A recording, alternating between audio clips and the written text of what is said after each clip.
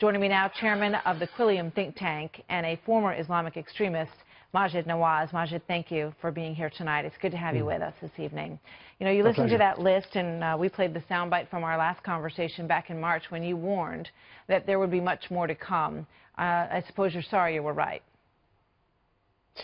Indeed. And I think we have to come to terms, Martha, with the fact that Europe, Britain and the rest of Europe are in the midst of a full-blown jihadist insurgency. You were citing figures earlier that our security services are attempting to monitor around 23,000 suspected jihadists.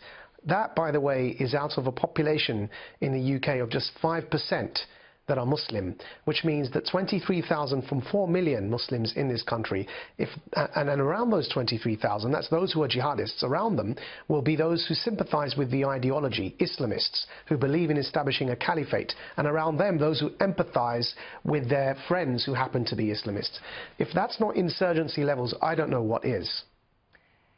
I mean, it is just terrifying to look at the growth of this in so many places. You think of Belgium, you think of Paris. So what do you think? You know, there are some who, we had another attack here today in Orlando, which was of a very different nature.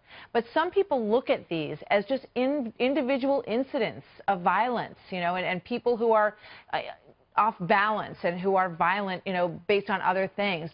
What do you say to people who sort of have that perspective of what's going on in your country right now? It's an absolute insult to people who suffer from mental illness, the majority of whom, by the way, medically, statistically we know, the majority of people who suffer from mental illness are not violent. In fact, they are the victims of violence. And it's an insult to people who suffer genuinely from medical conditions of mental health issues to accuse or to scapegoat terrorism as simply loners who are suffering from mental health. It may be a bit of that involved, but frankly, in every case we look at, there are networks involved. Radicalization has happened.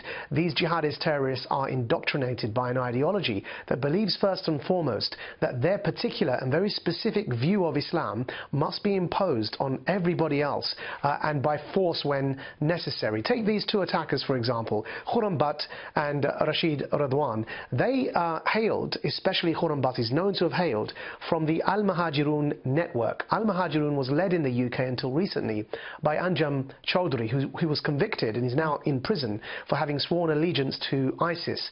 Al-Muhajirun effectively in the UK was the wing of ISIS that was active and operating in the United Kingdom. In turn, Al-Muhajirun itself was a splinter group of a broader organization that remains legal, my former group, Hizb ut-Tahrir.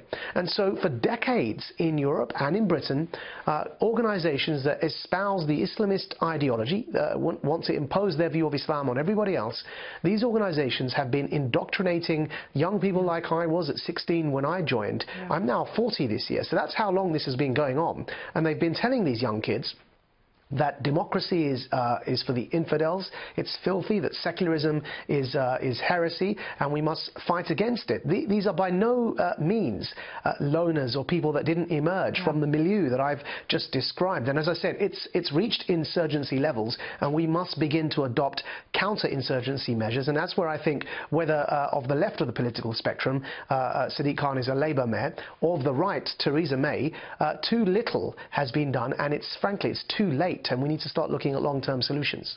We need your insight across the board here, and we really thank you for being here tonight. Do you think that Theresa May will win on Thursday before I let you go?